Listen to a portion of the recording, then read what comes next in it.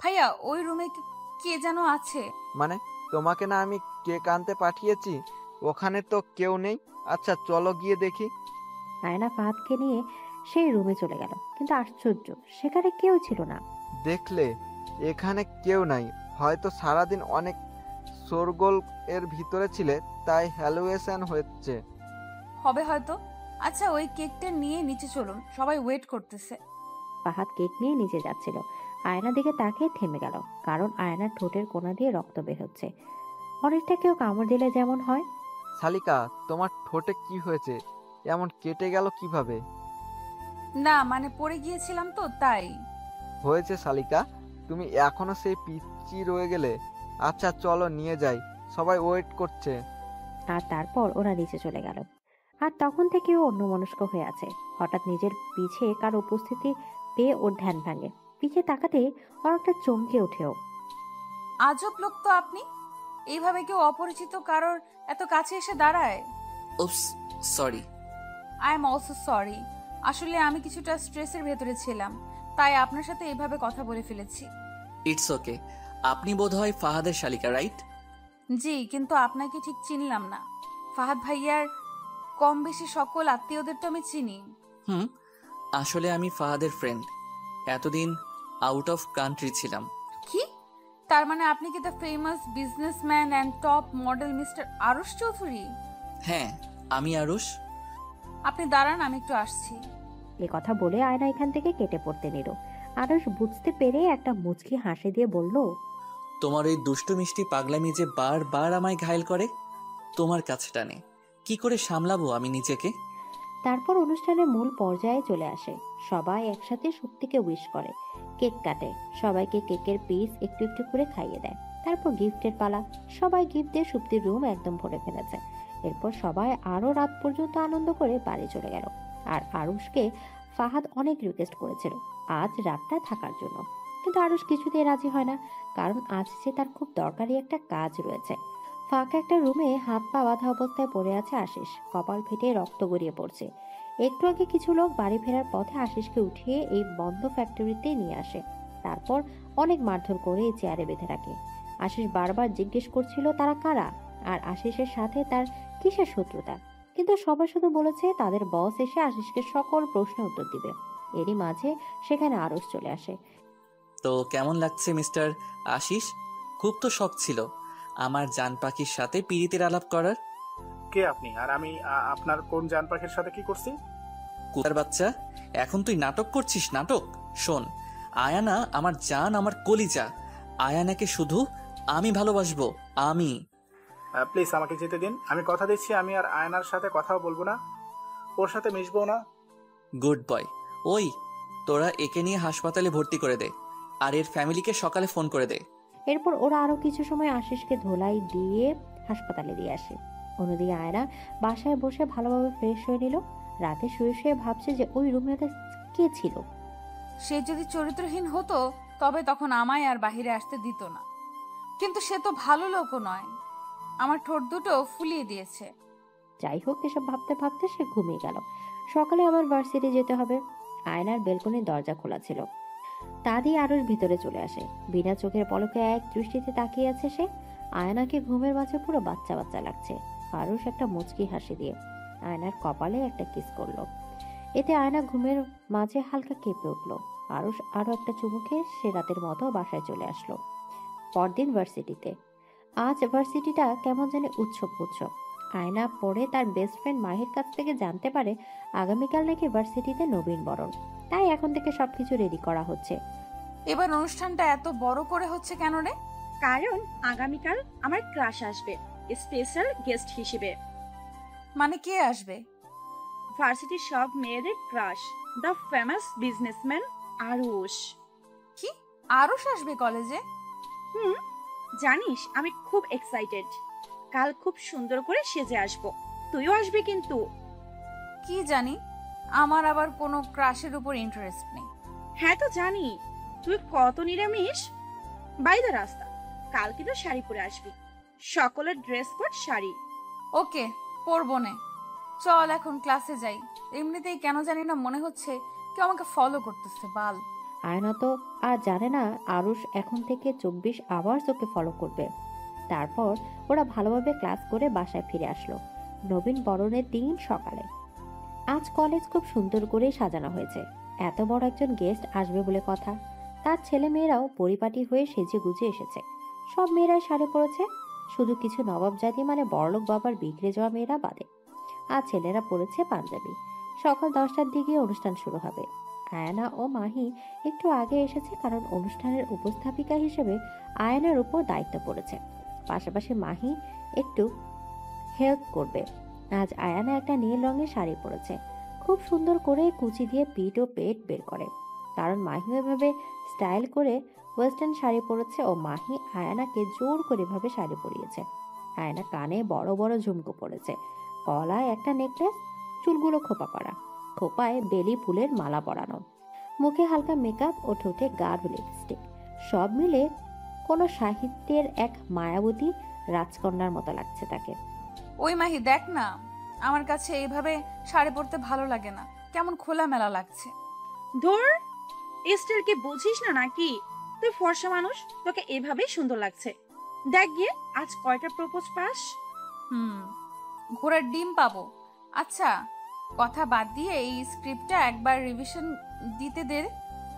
এখন সবাই চলে এসেছে। হ্যাঁ, আর আমার ক্রাশও চলে এসেছে। দেখ, গেট দিয়ে কত বড় একটা গাড়ি ঢুকেছে, আর সব মেয়েরা কিভাবে গিয়ে ধরেছে তাকে। মাহির কথা শুনে আয়ানাও গাড়ির দিকে তাকায়। ভেতরে আরশ বসা, খুব সুন্দর লাগছে ওকে আজ। সব মেয়েরা যেন পাগল হয়ে যাচ্ছে। আজ আরশ একটা নেভি ব্লু কালারের ভেতর একটা পাঞ্জাবি পরেছে, তার উপর ব্ল্যাক শেরওয়ানি, নিচে ব্ল্যাক পায়জামা, ব্ল্যাক শু, হাতে ব্র্যান্ডের রোলেক্স ঘড়ি, চুলগুলো একপাশে সাইড করা। তুই বসে বসে তোর ক্রাশকেই দেখতে থাক, আমি গেলাম স্টেজে। তারপর আয়ানা মাহিকে দেখে স্টেজে উঠে পড়ল। তারপর সকলকে সালাম দিয়ে এক এক করে সকল অতিথিদের শুভেচ্ছা জানালো। আরও শুধু দু চোখ ভরে আয়নাকে দেখছে। কি অপরূপাই না লাগছে ওকে শাড়িতে। লোকে ঠিকই বলে বাঙালি মেয়েদের শাড়িতেই মানায়, কিন্তু আরুষের এই হাসি খুশি ভাবটা বেশিক্ষণ থাকলো না, মুহূর্তে তা রাগে পরিণত হলো। এর আবার যথেষ্ট কারণও রয়েছে। একে তো আয়ানাকে দেখার অধিকার শুধু আরুষের আছে, আর কারণে তবু আয়ানা এভাবে নিজের শরীর দেখে শাড়ি পরেছে। তার উপর অনুষ্ঠানে আসা সব ছেলেরা হা করে তাকিয়ে আছে আয়ানার দিকে, তার চোখ দিয়ে গিলে খাচ্ছে। আরুষ খুব কষ্টে নিজের রাগ কন্ট্রোল করে ব্যর্থ চেষ্টা চালালো। যত যা হোক, সে হলো স্পেশাল গেস্ট, অন্তত অনুষ্ঠানের অর্ধেক সময় পর্যন্ত তাকে এসব সহ্য করতে হবে। পরে সে আয়নাকে তার কৃতকর্মের সাজা দেবে। এদিকে আয়না খুব সুন্দরভাবে উপস্থাপন করছে। বিভিন্ন বিভাগের ছাত্রছাত্রীরা নানা খেলা ও নাচ গানে অংশ নিয়েছে। এভাবে অনুষ্ঠানে প্রায় অর্ধেক সময় কেটে যায় ও মাঝে একটা বিরতি আসে। আয়না তার শাড়ির কুচি ঠিক করতে করতে স্টেজের পেছনের রাস্তা দিয়ে বাইরে যাচ্ছিল। এই সময় দিকটা একটু নীরব, তেমন মানুষজন নেই। যখনই আয়না ভাঙা ক্লাসরুমটার পাড়ি দিয়ে যাচ্ছিল, তখনই পেছন থেকে দুটি হাত তাকে সেই ক্লাসরুমে টেনে নিয়ে যায়। আয়না যেই না চিৎকার করতে যাবে, দেখে আরুষ তার মুখ চেপে ধরেছে। আয়না ভীষণ অবাক হয় আরুষের এই ব্যবহারে। আবার আরুষের রাগী চেহারা দেখে ভয়ও পেয়ে যায়। কি সমস্যা তোমার? নিজের শরীর দেখানোর খুব শখ, তাই না? মানে? এখন তুই বাচ্চা হয়ে গেছিস। কি দরকার ছিল এভাবে শাড়ি পরে আসার? তোর উপর শুধু আমার অধিকার আছে, আর কারো না, বুঝেছিস? মানে এসব কি বলছেন আপনি? আর আমার উপরে কিসের অধিকার আপনার? খুব টাকা আছে বলে কি যার তার সাথে অসভ্যতামি করার লাইসেন্স পেয়ে গেছেন নাকি? আমার আর কাউকে চাই না, শুধু তোকে চাই। তুই শুধু আমার, আমি তোকে। কি? আমাকে? বলুন কি? আমার তো মনে হচ্ছে ওই দিন পার্টিতে আপনি আমাকে বাজেভাবে স্পর্শ করতে চেয়েছিলেন। হ্যাঁ, ঠিক বলেছিস, ওটা আমিই ছিলাম। আর আমি এমন কেন করেছিলাম জানিস? কারণ তুই একটা ছেলের সাথে হেসে হেসে কথা বলছিলি, খুব আলগা পিরিত দেখাচ্ছিলি। ছি, আপনি এত খারাপ ভাবতে পারিনি। আপনার মন মানসিকতা খুব নীচ। ও আচ্ছা, আমার এই ব্যবহারে আমি খারাপ? আর তুই যে নিজের শরীর দেখিয়ে বেড়াচ্ছিস, তার মানে কি তুই একটা পতিতা? প্লিজ আরুষ, থামুন। আপনার এই কথাগুলো আমি জাস্ট নিতে পারছি না। কেন? তুই তো আমার খারাপ রূপটা দেখতে চাইলি, এবার দেখ। খুব শখ না তোর খুলে খুলে চলাফেরা করার? তোর ইচ্ছাটা আমি পূরণ করে দিচ্ছি। কথা বলে একটা হ্যাচকা টান দিয়ে আরুষ আয়নার পুরো শাড়িটা খুলে ফেলল। আর আয়নার ফর্সা শরীরটা খুব বাজেভাবে দেখা যাচ্ছে, কিন্তু আরুষের বাকি ছেলেদের মতো সেদিকে কোনো নেশা নেই। সে তো শুধু আয়নাকে শাস্তি দিতে চেয়েছিল, কিন্তু আয়নার কান্নায় আরুষের রাগ ভাঙে। সে আয়নার কাছে গিয়ে চুপ করে বসে পড়ে। আয়না নিজে দু হাত দিয়ে শরীর জড়িয়ে কান্না করছে খুব। আয়নার কান্না দেখে আরুষের বুকটা ভেঙে টুকরো টুকরো হয়ে যাচ্ছে। আরুষ আয়নার কাছে আসতে দিয়ে আয়না ভয়ে কাঁচুমুচু হয়ে যায়, কারণ সে মনে করেছিল আরুষ তার সাথে খারাপ কিছু করবে। কিন্তু আরুষ তাকে অবাক করে দিয়ে শাড়ির আঁচলটা আয়নার বুকের ওপর পেঁচিয়ে দেয় আর নিজের হাত দুটো আয়নার গালের উপর রাখে আর অনেকটা ইমোশনাল হয়ে বলতে লাগে, আমি জানি আমি যা করেছি তাতে তোমার কাছে আমি পৃথিবীর সবচেয়ে নিকৃষ্ট ব্যক্তি, কিন্তু বিশ্বাস করো আমি চরিত্রহীন নই। আমি তোমাকে খুব ভালোবাসি আয়না, কিন্তু বাকি 8-10টা ছেলের মতো নিজের ভালোবাসার মানুষের সামনে নিজের ভালোবাসার মনের কথাগুলো বলতে পারি না। জানো কেন? 8 বছর বয়সে আমার মা মারা যায়। বাবা তখন আরেকটা বিয়ে করে অন্য দেশে চলে যায়, আমার নামে সব সম্পত্তি লিখে দিয়ে। কিন্তু টাকায় কি মানুষকে সুখ দিতে পারে বলো? যেই বয়সে সন্তানরা মায়ের আঁচলের ছায়ায় বড় হয়, সেই বয়সে আমি অনাথ হয়ে গেছি। আমার দাদা আমাকে দেখাশোনা শুরু করে। সবেমাত্র কলেজের গণ্ডি পেরোতে আমার দাদাও আমাকে ছেড়ে চলে যায়। যেই বয়সে ছেলেরা জিএফ নিয়ে ব্যস্ত থাকে, সেই বয়সে পড়াশোনার পাশাপাশি আমাকে পুরো বিজনেস সামলাতে হয়। নিজের একাকিত্ব দূর করার জন্য সব সময় নিজেকে কাজের মাঝে ডুবিয়ে রাখতাম। সময় পেলে ড্রিঙ্কস করে অবসর কাটাতাম। সুন্দর রূপের জন্য অনেক মেয়েরাই আমার জন্য পাগল, কিন্তু আমি তা দিয়ে কি করব? সত্যি ভালোবাসা পাওয়ার লোভ আমাকে চিড়ে চিড়ে খাচ্ছিল। আয়না নিজের অজান্তে চোখ থেকে পানি গড়িয়ে পড়তে লাগলো। আরুষ আরেকটু থেমে আবার বলতে লাগলো, সেদিন পার্টিতে প্রথম তোমাকে দেখেই আমি তোমার প্রেমে পড়ে যাই, অনেকটা সাইকোর মতো। কি করবো বলো? মা বাবার কাছ থেকে তো কখনো শিক্ষা পাইনি, তাই তোমার ভালোবাসায় আমি পাগল হয়ে গিয়েছিলাম। তোমাকে অন্য কারো পাশে সহ্যই করতে পারি না, ভালোবাসাটা চেয়েও প্রকাশ করতে পারি না। এটা আমার ব্যর্থতা। কিন্তু বিশ্বাস করো, আমি খারাপ নই। আমি আর 4-5টা সাধারণ মানুষের মতো সঙ্গী চাই। আমার একাকিত্ব দূর করতে চাই। আমি তোমাকে চাই। আয়না এতক্ষণ চুপ করে এক দৃষ্টিতে আরুষের দিকে তাকিয়েছিল। হঠাৎ আয়না আরুষকে অবাক করে। নদীর তীরে বসে আছে দুজন। নদীর স্রোত তার আপন গতিতে চলছে, আর আয়না চুপচাপ নদীর পানির দিকে তাকিয়ে আছে। আর আরুষ সে তো সূর্যাস্তের এই স্নিগ্ধ আলোয় আয়নাকে দেখছে। কিছুক্ষণ নীরব থাকার পর আরুষ বলে উঠল, আমি কিন্তু আমার জবাবটা পাইনি। কিসের জবাব? ওই যে তখন তুমি আমার কথা শুনে এভাবে আমাকে জড়িয়ে ধরলে কেন? তুমি কি আমায়... অনুতাপের জন্য। আপনার কথা না জেনে আপনাকে এত কথা শুনিয়েছি, তাই ভীষণ অনুতপ্ত হচ্ছিলাম। এর বেশি কিছু না। আর আপনি যদি ভেবে থাকেন আমি আপনাকে ভালোবেসে ফেলেছি, এটা আপনার ভুল ধারণা। আপনি আমার সাথে যেই ব্যবহার করেছেন। সরি, আসলে তোমার পাশে কেন জানি আমি কাউকে সহ্যই করতে পারি না। বুঝলাম। বাই দ্য ওয়ে, আমি বাড়ি যাব, এমনিতেই অনেক লেট হয়ে গেছে। আয়ানা, আমি একটা রিকোয়েস্ট করব, রাখবে? চেষ্টা করব। আগামী 7টা দিন তুমি কি আমার প্রেমিকা হবে? মানে? টেনশন নিও না, আমি কখনো তোমার উপর জোর করব না, আর তোমাকে বাজেভাবে টাচ করব না। তুমি শুধু 7 দিন আমার সাথে সময় কাটাবে। এতে কি হবে? আমার বিশ্বাস তুমি এই কয়েকদিনে আমাকে ভালোবেসে ফেলবে। প্লিজ আয়ানা, রাজি হয়ে যাও। এরপর কখনো তোমাকে আমি ডিস্টার্ব করব না। যদি রাজি না হই? তোমাকে নিয়মিত জ্বালাবো। তুমি যদি আমার না হও তো তোমাকে শেষ করে দেব, তারপর নিজে সুইসাইড করব। এইটাকে রিকোয়েস্ট না বলে থ্রেট বললেও পারতেন। তোমার যা ইচ্ছা ভাবো। ঠিক আছে, আমি রাজি, কিন্তু 7 দিন পরে যদি আমি আপনাকে ভালো না বাসি, আপনি কোনোদিন আপনার এই চেহারা আমাকে দেখাবেন না। দেখাবো না, প্রমিস? ঠিক আছে, আপনার 7 দিন এখন থেকে শুরু হলো। আজ তো পুরো দিন প্রায় শেষ। তো আমার ইচ্ছা। ওকে, তবু আমি হ্যাপি। চলো তোমাকে বাসায় দিয়ে আসি। আমি নিজেই যেতে পারবো। কথা বলে আয়ানা যেতে নিতেই আরুষ ওকে সোজা কোলে তুলে নিল। আয়ানা অনেক নাড়াচাড়া করলেও আরুষ ওকে নামায়নি, একদম সোজা ওর বিএমডাব্লিউ গাড়িতে নিয়ে বসালো। তুমি এখন আমার জিএফ, তাই আমি যেভাবে বলবো সেভাবেই চলবে। আরুষ একটা মুচকি হাসি দিয়ে আয়নাকে বাসায় পৌঁছে দিল। ইন দ্য নাইট আয়না বারান্দায় বসে বসে ধোয়া ওঠা গরম কফি খাচ্ছে আর আরুষের কথা ভাবছে। সত্যি ছেলেটাও লাইফে অনেক বেশি স্ট্রাগল করেছে, তাই হয়তো এত জিদি। কিন্তু একটা কথা মানতে হবে, আরুষের ব্যবহৃত রাস্তাটি ভুল হলেও ওর ভালোবাসাটা সত্যি। কিন্তু কেন জানে আয়না নিজ থেকে চেয়েও আরুষের মতো একটা ছেলেকে নিজের বিএফ মানতে পারছে না। সব মেয়েদের স্বপ্ন আরুষের মতো একটা কিউট রোমান্টিক বিএফ থাকুক, যে কিনা তাকে সাইকোর মতো ভালোবাসবে। কিন্তু আয়ানা এমন কাউকে পেয়ে তো হঠাৎ ও খেয়াল করলো ওর পিছে কেউ দাঁড়িয়ে আছে। আ এই চুপ। আমি আপনি এত রাতে এইখানে কেন?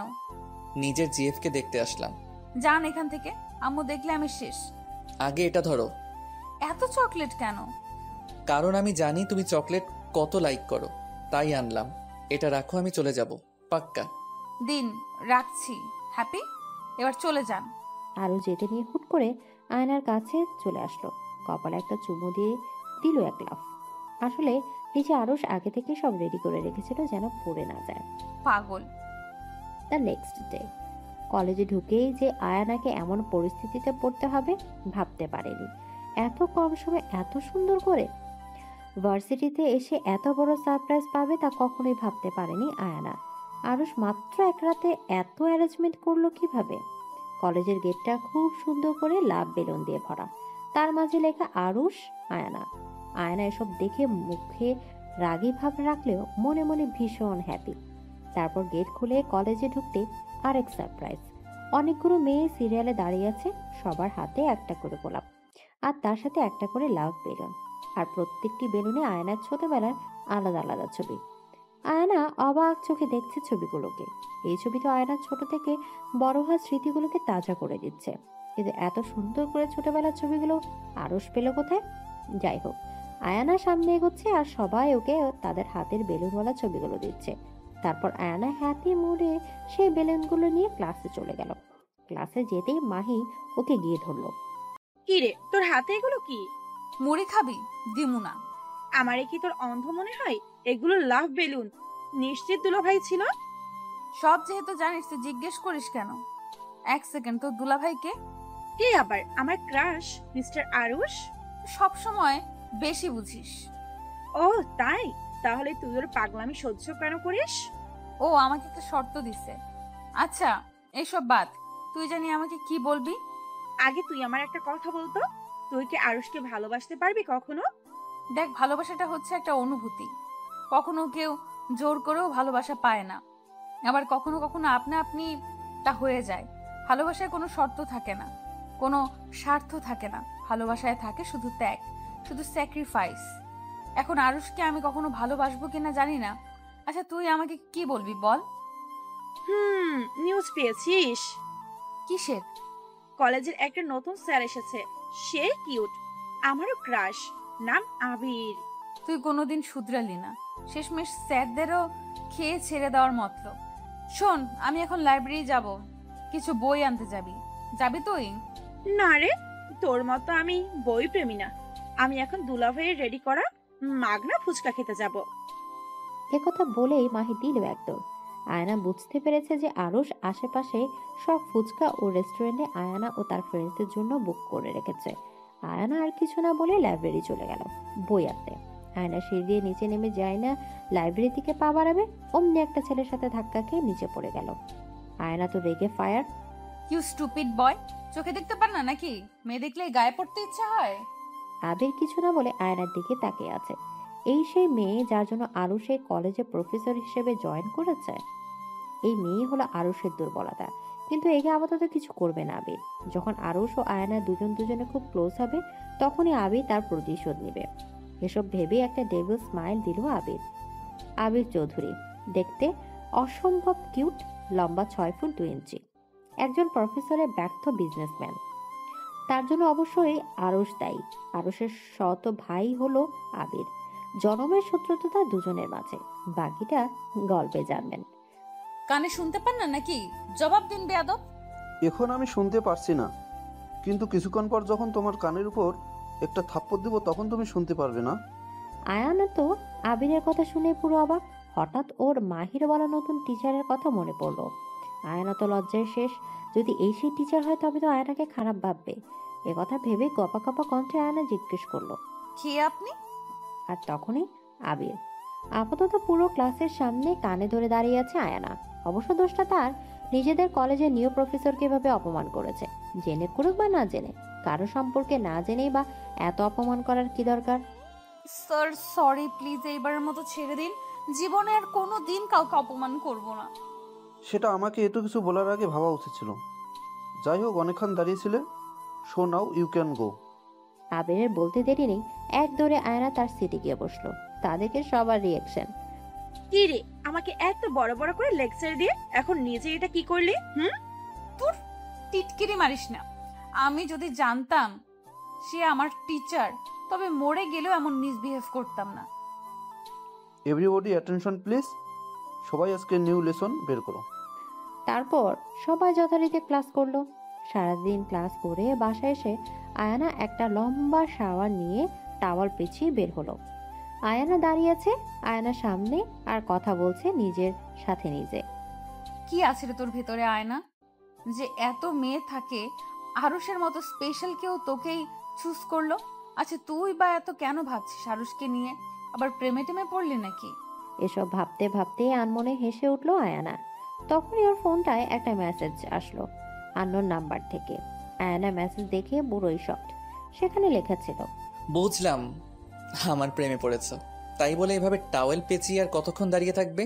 যাও গিয়ে চেঞ্জ করো, আর জানালা খোলা রাখবে না, যদি অন্য কেউ দেখতো তো। যাই হোক, আয়ানা বুঝে গেছে আরুর জানালা দিয়ে ওকে দেখছে আর ও সব কথা শুনে ফেলেছে। তাই ও এক দৌড়ে জামা নিয়ে চলে গেল বাথরুমে। তারপর আরশও একটা মুচকি হাসি দিয়ে আয়নার জন্য নিয়ে আসা শাড়িটা ও একটা চিরকুট জানালা দিয়ে ভেতরে ফেলে চলে গেল। আয়না বের হয়ে দেখে ওর খাটের উপর একটা পার্সেল। সেটা খুলে দেখে ভেতরে খুব সুন্দর একটা গোলাপি শাড়ি আর একটা চিরকুট, সেখানে লেখা, গোলাপি রঙে তোমাকে দারুণ মানাবে।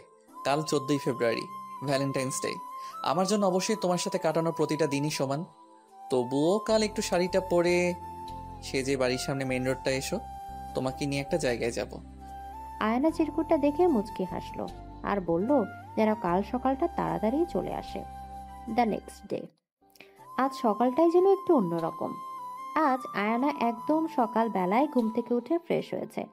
আয়ানার মা জিজ্ঞেস করেছিল যে আজকে কোথায় যাবে। আয়ানা বলেছে সে মাহির কাছে যাচ্ছে অ্যাসাইনমেন্ট করার জন্য। আর শাড়ি ও মেকআপ আয়না তার ব্যাগের ভিতর ভরে নিয়েছে। প্রথম প্রথম একটু খারাপ লাগছিল মিথ্যা বলার জন্য, কিন্তু পরে আয়না সময় নষ্ট না করে মাহিদের বাসায় চলে গেল। সেখানেই শাড়ি পরে রেডি হয়ে থাকবে। আরুষ সেখান থেকে পিক করবে আয়ানাকে। যাওয়ার আগে আয়ানা আরুষের দেয়া আরেকটা চিরকুট খুলে পড়তে লাগলো। তোমার ওই কাজল কালো চোখ দুটি যে আমায় পাগল করে দিবে। ওই মায়াবী চোখের প্রেমে আমি অনেক আগেই পড়েছি, কাল আবার পড়তে চাই প্রিয়।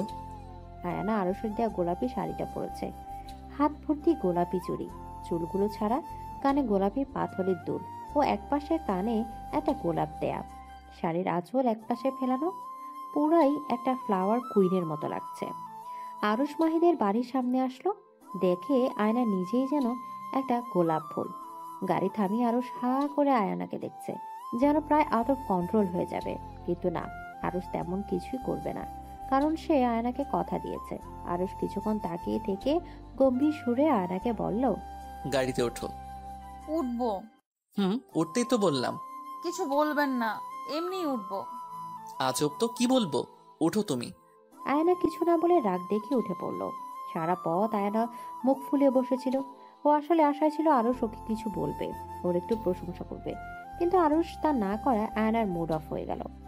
তার মানে আজ আমাকে একটুও সুন্দর লাগছে না, তাই হয়তো আরুষও কিছু বলছে না। আমাকে দেখতে খুব খারাপ দেখায়। আরুষ আয়নার ব্যাপারটা বুঝতে পেরে একটা টেডি স্মাইল দিল। নির্দিষ্ট জায়গায় এসে আরুষ আয়নার চোখ একটা রুমাল দিয়ে বেঁধে দিল। আয়নার একটু ভয় ভয় করছে। তখনই আরুষ আয়নার পাশে গেট খুলে দিল আর আয়নাকে নামতে বলল। আমরা এসে গেছি, নামো। আয়না আরুষের কথা মতো গাড়ি থেকে নামলো। আরুষ সাথে সাথে ওকে কোলে তুলে নিল। কিছু দূর হাঁটার পর আরুষ আয়নাকে নিচে নামিয়ে চোখ খুলে দিল। আয়না আস্তে আস্তে ওর চোখ দুটো মিলল। আয়না হা করে তাকিয়ে আছে। এমনিতেই আজ আকাশ একটু মেঘলা। খোল আকাশের নিচে একটা সুন্দর আঁকাবাঁকা নদী। নদীর তীরে ঘেঁষে বানানো হয়েছে একটা ছোট্ট বাগান। পাশে একটা টেবিল যা গোলাপি রঙের ফুল দিয়ে সাজানো। টেবিলের দু পাশে দুটো চেয়ার, উপর থেকে ফুলের ছাউনি।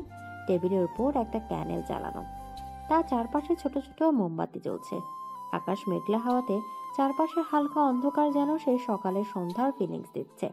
আর মোমবাতির আলো যেন কোনো স্বপ্নের রাজ্যে হারিয়ে নিয়ে যাচ্ছে আরুষ আর আয়ানাকে। ওয়াও, কি সুন্দর জায়গা। থ্যাংক ইউ সো মাচ আমাকে এত সুন্দর একটা জায়গা উপহার দেওয়ার জন্য। সুইটার, জায়গাটা সুন্দর, কিন্তু তোমার থেকে কম। আজ তো আমাকে ভালোই দেখাচ্ছে না। কে বলেছে? আমার রূপসীকে আজ আরো সুন্দর লাগছে এই শাড়িতে।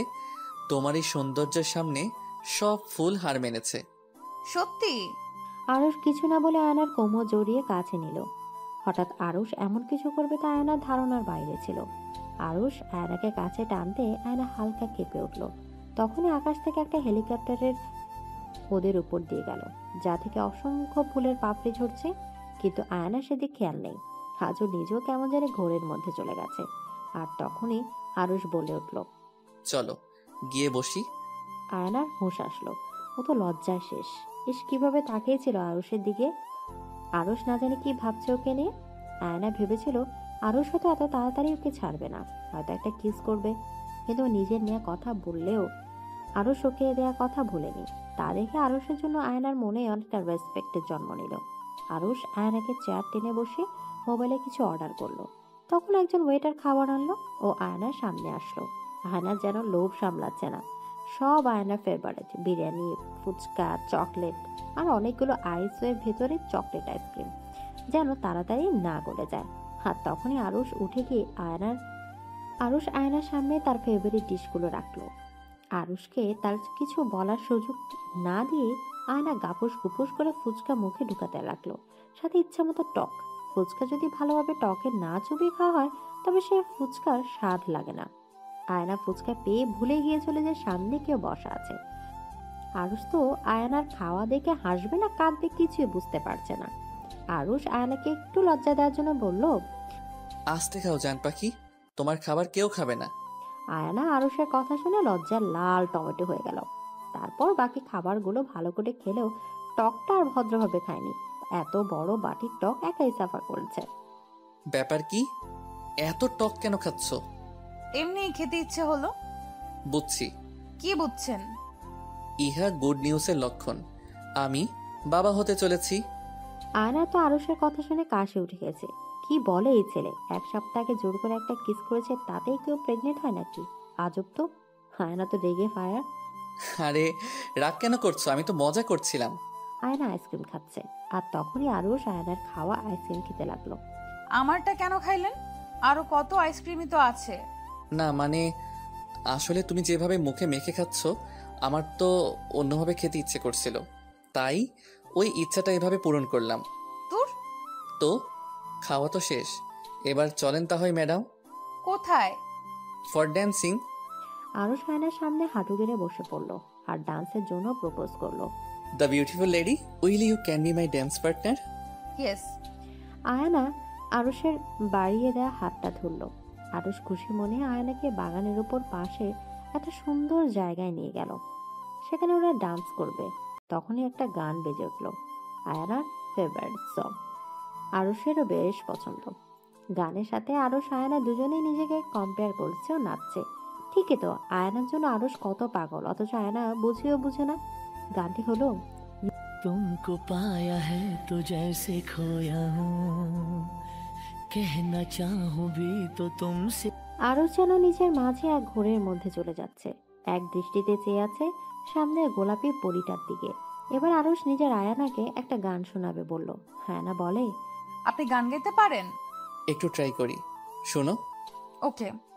আগে কত বৃষ্টি যে দেখেছি শ্রাবণে জাগেনি তো এত আশা ভালোবাসায় মনে। গান শেষে আয়না জোরে জোরে হাততালি দিয়ে বলল, আরে বাহ, আপনি তো খুব ভালো গান গাইতে পারেন। এটা মনে হয় আপনার মেয়ে পটানোর প্রধান টিপস। তাই হয়তো এত মেয়ে আপনার জন্য পাগল। এত লাভার দিয়ে কি করব?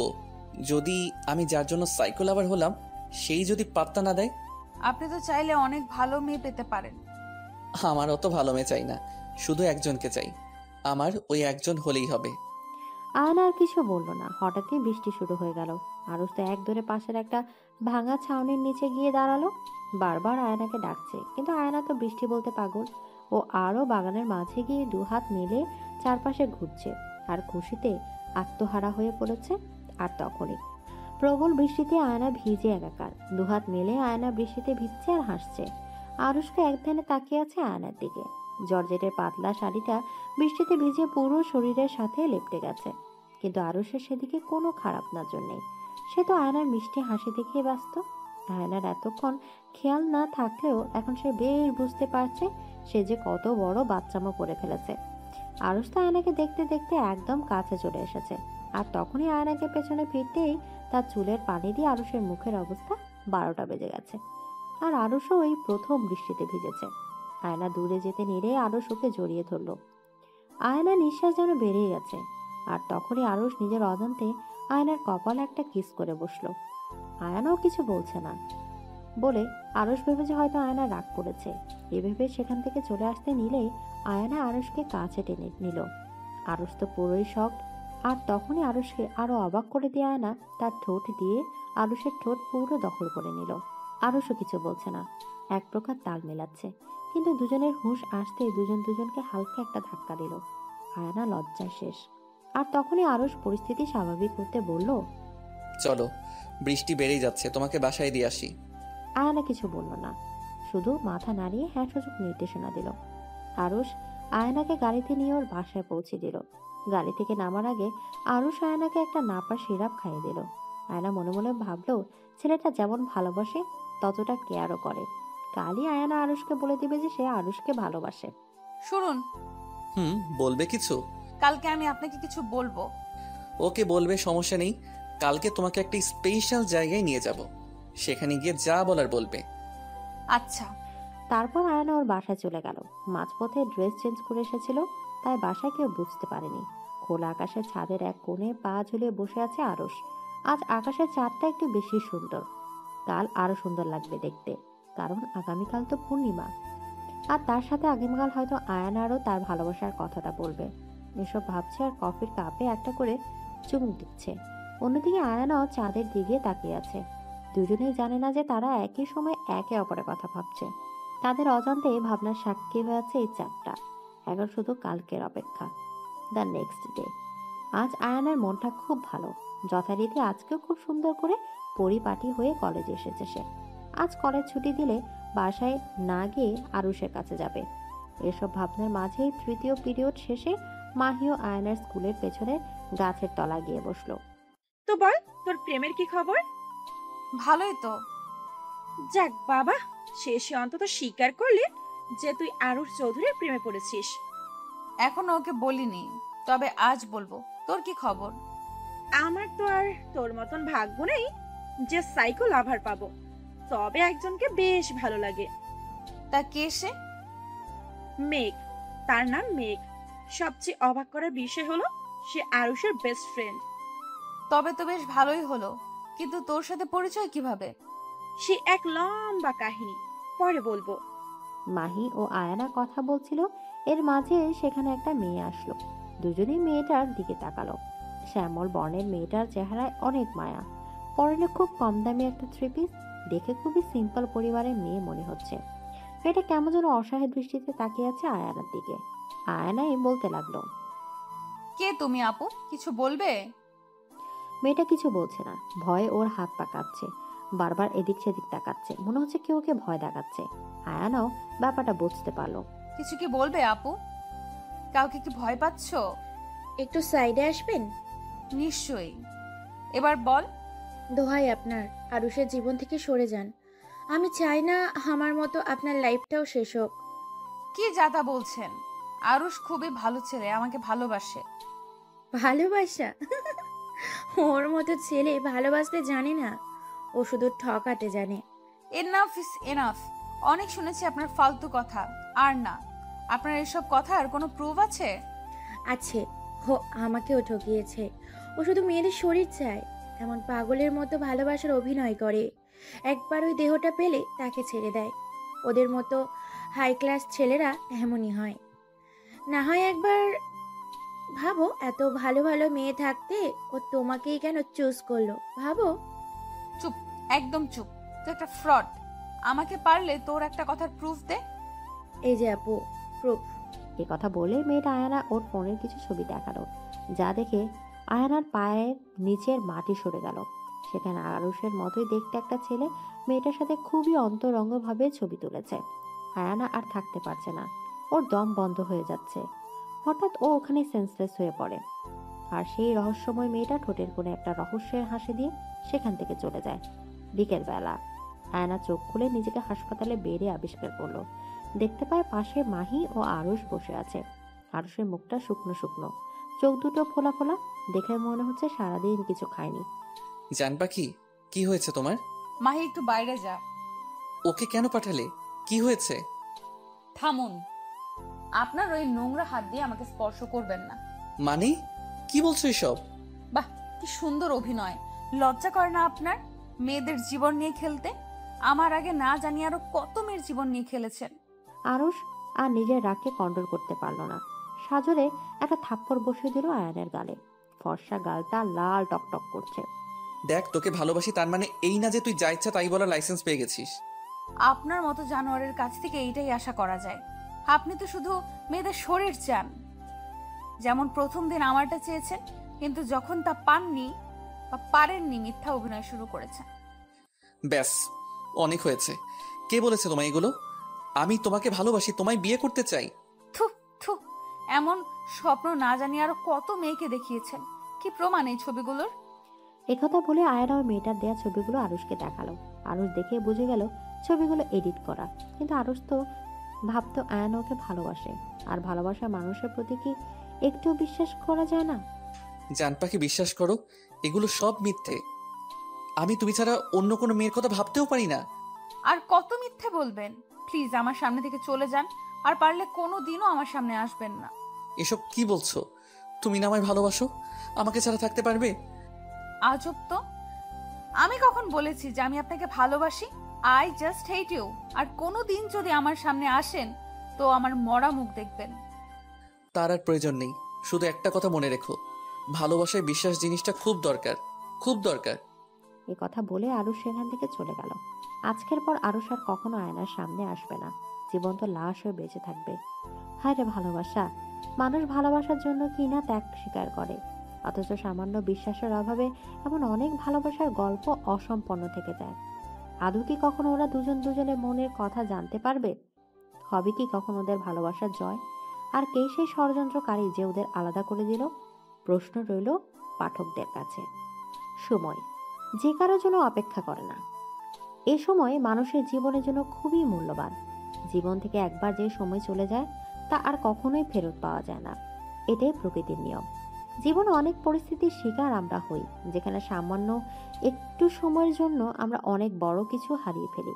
কখনো বা ভালো সময়গুলো খুব তাড়াতাড়ি কেটে যায়, কখনো বা প্রিয় মানুষটার কাছ থেকে দূরে থাকার সময়টা যেন কাটতেই চায় না।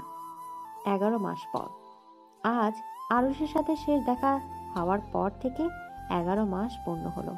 আরুষের কাছ থেকে দূরে থাকার প্রতিটা দিনই যেন আয়নার কাছে এক একটা মাসের মতো কেটেছে। নিজের অজান্তে আয়না আরুষকে অবিশ্বাস করে কত বড় ভুল করেছে তা এখন হাড়ে হাড়ে টের পাচ্ছে আয়না। সে যে আরুষকে খুব ভালোবাসতো। সেদিন আরুষ চলে যাওয়ার পর আর কোনোদিন আয়নার সাথে দেখা করেনি। তার অনেক দিন পর একটা আননোন নাম্বার থেকে আয়নার কাছে ফোন আসে। ফোন দিয়েছিল সেই মেয়েটি। সে বলে ওই ছবি সহ আয়নাকে সে যা যা বলেছে সব মিথ্যে। তারপর আয়না অনেক ট্রাই করে মেয়েটার কাছ থেকে জানার জন্য যে কেন সে এমন করলো, কিন্তু আয়না পুরোই ব্যর্থ। তারপর আয়না আরুষের অফিস পর্যন্ত গিয়েছিল আয়ুষের সাথে কথা বলতে, কিন্তু তা পারেনি, কারণ সেদিন হাসপাতাল থেকে এসেই নাকি আরুষ ফ্লাইটে করে আউট অফ কান্ট্রি চলে গেছে।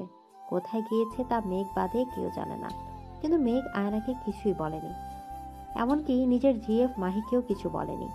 এসব ভাবছে আর সেই নদীর তীরে যেখানে আরুষ আয়নাকে নিয়ে গিয়েছে সেখানে বসে এক দৃষ্টিতে চেয়ে আছে আয়না। যখনই আরুষের কথা মনে পড়ে সেখানে ছুটে আসে ও। এই জায়গাটা আয়নাকে আরুষের উপস্থিতির অনুভূতি দেয়। হঠাৎ কাঁধে কারো স্পর্শে হুঁশ আসে আয়নার। ও মাহি তুই? আর কত এভাবে থাকবি বল? নিজের জীবনটাকে এবার অন্তত গুছিয়ে নে। যার জন্য এভাবে পড়ে আছিস সে তো তোর কথা ভুলেই গেছে। এইভাবে বলিস না প্লিজ। তো কিভাবে বলবো? তুই বল। যে আরুষ তোকে না দেখে একদিনও থাকতে পারতো না, সে তোকে ছেড়ে এতদিন কিভাবে আছে? প্লিজ আমাকে একটু একা থাকতে দে। 1 বছর ধরে তো একাই আছিস। আচ্ছা চল এখন বাসায় চল। চল, যত সব। অন্যদিকে সুইজারল্যান্ডে একটা পুরনো বাংলোর একটা রুমে জানালা দরজা সব লাগিয়ে অন্ধকারে বসে আছে ছেলেটা। পাশে হাই কোয়ালিটির নানা বিদেশি মদের বোতল, আর চারপাশে নিকোটিনের সীসার ধোঁয়া, যেন মানুষটাকে দেখাই যাচ্ছে না।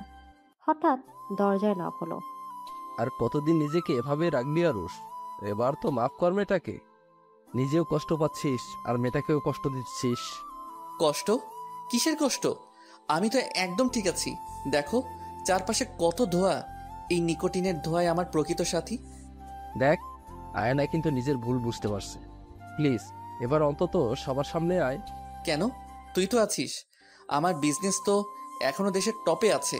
আর পারবো না আমি। আমার নিজেরও একটা লাইফ আছে। আর ওই আবির, ওই তো এইসবের জন্য দায়ী। তুই ওকে কেন কিছু করছিস না? যেখানে নিজের ভালোবাসার মানুষটাই বিশ্বাস করলো না, সেখানে অন্যকে দায়ী করে কি লাভ? তোকে একটা কথা বলার ছিল। আগে তুই এই শিশা টানা বন্ধ কর, আমার সহ্য হচ্ছে না। করলাম। এবার বল, কি বলবি? মানে আসলে আবির। বল, আবার কি করলো ওই জানোয়ারটা?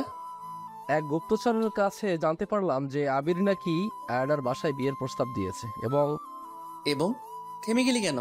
কি হয়েছে বল। আসলে আয়না রাজি হয়ে গেছে। কি? তুই মজা করছিস নাকি? এতদিন তো আয়ানাও কষ্ট পেয়েছে। হুট করে সব জেনে শুনে ও বিয়ের জন্য রাজি কি করে হলো? আরস ভাবে আয়না জানে যে এগুলো আবিরের কাজ, কিন্তু আয়না কিছুই জানে না। আর মেঘ যে লোকের কাছ থেকে এসব জেনেছে সে আবিরেরই লোক। এখন আবার একটা ভুল বোঝাবুঝি হলো। আয়না কখনো আরস ছাড়া কাউকে বিয়ে করবে না। আরুষের চোখ রক্তবর্ণের আকার ধারণ করেছে। আরুষকে এর আগে কখনো এত ভয়ানক দেখায়নি। মেঘেরও ভয় করছে। তা জানে আরুষ ভুল কিছু করে বসে। আল্লাহ জানে নতুন কোন ঝড় অপেক্ষা করছে আয়না আর আরুষের গল্পে। আয়নার মনটা আজও ভালো নেই। আজও জন্মদিন। মা বাবা একটু আগে উইশ করে গেছে। মাহি চেয়েছিল একটা পার্টি করে আয়নার মুড ভালো করবে, কিন্তু কিছুতেই লাভ হয়নি। আয়নার সবচেয়ে বড় গিফট হবে কেউ যদি ওকে আরুষ এনে দেয়। আজ আয়নার বুকটার ভেতর এক অতৃপ্ত আত্মা হাহাকার করছে। আজকে যদি আরুষের দেখা পেত আয়না। এসব ভাবতে ভাবতে বাসায় ফিরেছিল আয়না। একদিকে আরুষের কোনো খোঁজ নেই, তার উপর মা বাবা হঠাৎ করে বিয়ে দেওয়ার জন্য উঠে পড়ে লেগেছে। অনেক কষ্টে আয়না মাকে রাজি করিয়েছে যে সে বিয়ে করবে, কিন্তু আরুষ বাদে অন্য কোনো ছেলেকে না। এই জন্য একটা মিথ্যা কথা বলেছে সে। মাকে বলেছে আরুষ ওর বিয়ে, এবং খুব তাড়াতাড়ি আরুষ চৌধুরী আয়নার বাবার কাছে বিয়ের প্রস্তাব নিয়ে আসবে। এসব ভাবতে ভাবতে কখন যে বাসায় ফেরার পথে জায়গার অন্য পথে পাড়ি দিয়েছে তার খেয়াল যেন একদমই নেই আয়নার। যখন বুঝতে পারলো সে ভুল পথে এসে পড়েছে, তখন আবার পেছন দিকে চলতে লাগলো। ধুর, আবার ধ্যানে পড়ে গিয়েছিলাম। এমনিতেই সবাইকে ট্রিট দিতে দিতে দেরি হয়ে গেছে। আশেপাশে অন্ধকার, যাই তাড়াতাড়ি বাসায় যাই। তখনই পেছন থেকে কেউ বলে উঠলো, বাহ, ভেবেছিলাম ভালোবাসা হারিয়ে কষ্টে আছেন, তা তো দেখি ভালোই দিনকাল কাটছে। এতদিন পর প্রিয় মানুষটার কণ্ঠ শুনতে পেয়ে যেন হৃদয় জুড়িয়ে যাচ্ছে আয়নার। পেছনে ফিরে তাকিয়ে দেখে এক দৃষ্টিতে আটকে যায় আয়নার। এতদিন পর সেই চেনা মুখ। ভালোবাসার মানুষটিকে সামনে পেয়ে আর যেন ঠিক থাকা যাচ্ছে না। কত বদলে গেছে ও। চোখের নিচে কালো দাগ, শুকিয়ে কাঠ হয়ে যাওয়া শরীর, দামি পারফিউমের জায়গায় মদের গন্ধ যেন মানুষটাকে বদলে দিয়েছে। আয়ানা আরুষের এমন অবস্থা দেখে কান্নায় ভেঙে পড়ে। আরুষের বলে একটু আগের সে কথা যেন একদমই ভুলে গেছে আয়ানা। ছুটে গিয়ে জড়িয়ে ধরে তাকে। আরুষ? আরুষ কিছু বলছে না। আজ কতদিন পর নিজের ভালোবাসাকে কাছে পেয়েছে। নিজের ভালোবাসার মানুষের কাছ থেকে দূরে থাকার যন্ত্রণাটা অনেক। আরুষের ইচ্ছা করছে শক্ত করে আয়নাকে জড়িয়ে ধরতে, কিন্তু আরুষ তো পারছে না। আরুষের কলিজাটা দুমড়ে মুচড়ে শেষ হয়ে যাচ্ছে। আরুষ নিজেকে শক্ত করলো, নিজেকে বোঝ দিতে লাগলো। না আরুষ, তোকে নিজেকে সামলাতে হবে। এই মেয়ে ছলনাকারী, তোকে ধোঁকা দিয়েছে। যার জন্য নিজের জীবনটা শেষ করে দিল, সেই তোর শত্রুকে আপন করে নিয়েছে। এর শাস্তি তোকে এই মেয়েকে দিতে হবে আরুষ। তোকে টর্চার করতে হবে, রোমান্টিক সাইকো টর্চার। এসব মনে মনে ভেবে আরুষের মায়াবী চাহনি সবার মাঝে ঘৃণার রূপ নিল। আরুষের চোখে এখন শুধু প্রতিশোধ আর ঘৃণার আগুন। ওই রাগই পারে মানুষকে ধ্বংস করে দিতে। এর আগের বসে আজ আরুষ ভুল কিছু করে বসবে। হঠাৎ আয়না বুঝতে পারলো ও চুলের মুঠিকে শক্ত করে ধরেছে। আয়না মাথা উঠিয়ে দেখে আরুষ রাগী ভাবে চেয়ে আছে আয়নার দিকে। এই কোন আরুষকে দেখছে আয়না? আরুষ কি করছো? আমার লাগছে। ইস, খুব লাগছে না? আমি তো এখনো কিছু করলামই না, এখনই লাগছে। ইস, কি সব বলছো আরুষ? এতদিন পর তোমাকে কাছে পেয়েছি, কত কথা বলার আছে তোমাকে, আর তুমি তাই তো। এতদিন পর দেখা হয়েছে, তাই তো ভালোবাসার দাম নিতে এসেছি। কি বলছো? আমি কিছুই বুঝছি না। ভালোবাসার আবার দাম হয় নাকি? হয়তো। তা আবিরের সাথে কেমন চললো প্রেম? উপস, সরি, ও তো আবার তোর উঠবি। কি? আবির স্যারের সাথে আমার আবার কি হবে? দেখো আরুষ, আবার আমাদের মাঝে ভুল বোঝাবুঝি হচ্ছে। চল আমার সাথে, ভুল বোঝাবুঝিটা ঠিক করছি। এসব কথা বলে আরুষ আয়নাকে টানতে টানতে গাড়িতে নিয়ে বসালো। আয়নার শরীরের অনেক অংশ কেটে গেছে, সেখান থেকে রক্ত বেরোচ্ছে, কিন্তু আরুষের সেদিকে কোনো খেয়াল নেই। আরুষ খুব জোরে গাড়ি চালাচ্ছে। আরুষ আস্তে চালাও প্লিজ। কোথায় নিয়ে যাচ্ছো? আরুষ কোনো কথা না বলে শুধু ড্রাইভ করছে। খুব স্পিডে ড্রাইভ করে গাড়িটাকে একটা রেজিস্ট্রি অফিসের সামনে গিয়ে দাঁড় করালো। আয়না বুঝতে পারলো আরুষ কি করতে চাইছে। দেখো আরুষ, বিয়েটা কোনো ছেলে খেলা নয়। আমরা আমাদের পরিবারকে না জানিয়ে এভাবে কিছুই করতে পারি না।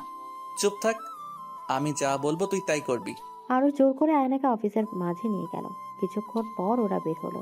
আইনগত দিক দিয়ে এখন ওরা স্বামী স্ত্রী, কিন্তু ইসলামিক দিক দিয়ে তেমন কিছুই না। আয়না কিছু বুঝে ওঠার আগে আরুষ ওকে নিয়ে সোজা বাড়িতে চলে গেল। বিয়েটা তো হয়েই গেছে, আবার তো তোমার বাসায় কেন নিয়ে এসেছো? কি করতে চাইছো তুমি? এ মা, বিয়ে করেছি, স্বামীর অধিকার ফলাবো না তো তা কি হয়? তোর এমন হাল করবো যে তুই চাইলেও আমাকে ছাড়া অন্য কারো কাছে যেতে পারবি না।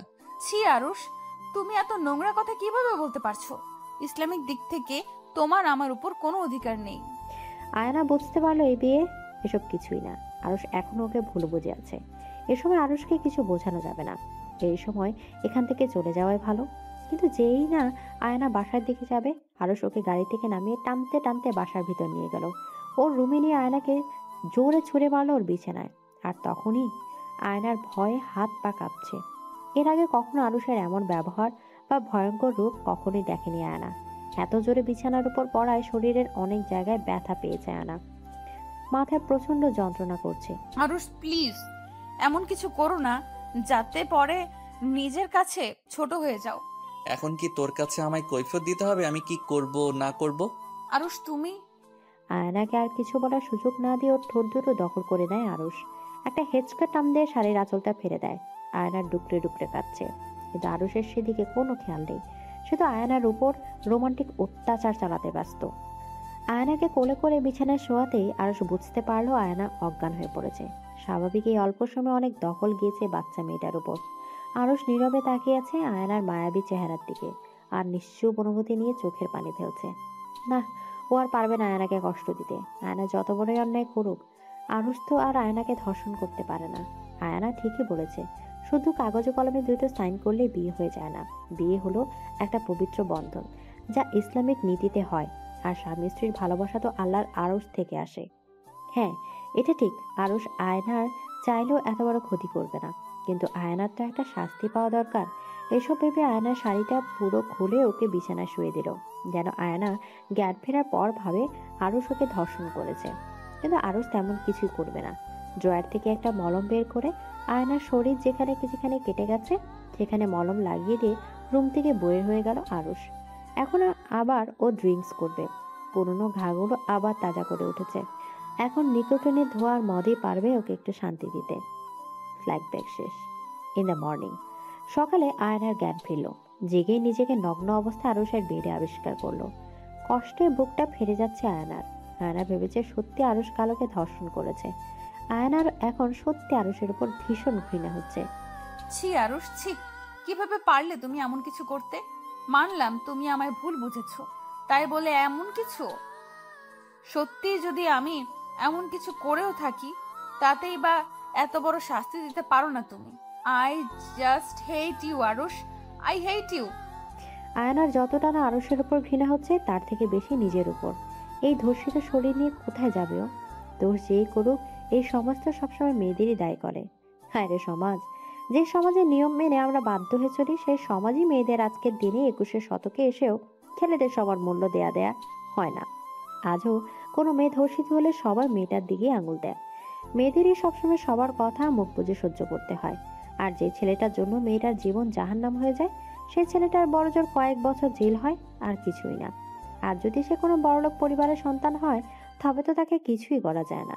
সে দিব্যি সমাজে বুক ফুলিয়ে চলতে থাকে, সময় মতো বিয়েও করতে পারে। কিন্তু যে পুরুষ জাতির জন্য মেয়েটার জীবন থেকে হাসি চলে যায়, সেই পুরুষ জাতি মেয়েটাকে জীবন সাথী বানাতে চায় না। একটা সময় মেয়েটা পরিবারে বোঝা হয়ে থাকতে না পেরে সুইসাইড অ্যাটেম্প করতে বাধ্য হয়। এসব ভাবছে আর কাঁদছে আয়ানা। সে কিভাবে তার মা বাবার সামনে গিয়ে দাঁড়াবে? আর বিয়ের কাগজপত্র তো আরুষের কাছে। এই মুহূর্তে যদি কেউ তাকে ধর্ষিতার ট্যাগ লাগিয়ে দেয়, ওর তো মৃত্যু ছাড়া আর উপায় থাকবে না। এরই মাঝে সেখানে আরুষ চলে আসলো। হ্যালো সুইটার্ট, কেমন হয়েছে ঘুম? রাতে এত আদর করলাম, আমি শিওর খুব ভালো হয়েছে ঘুম। আরুষের কথা শুনে আয়নার ধ্যান ভাঙে। আরুষের কথা শুনে রাগে, অভিমানে, ঘৃণায় অন্যদিকে মুখ করে নেয় সে। আর বিছানার চাদরটা তাড়াতাড়ি নিজের শরীরে পচিয়ে নেয় আর ঠুকরে ঠুকরে কান্নার সাথে বলতে থাকে, এখনো আবার কেন এসেছেন? কি চাই? আমার শরীরটা তো পেয়ে গেছেন। আরুষ বুঝতে পারলো আয়না এখন সত্যি ভীষণ খারাপ অবস্থায় আছে। কিন্তু আরুষ তো এটাই চেয়েছিল আয়না কষ্ট পাক। কিন্তু আরুষের এমন লাগছে কেন?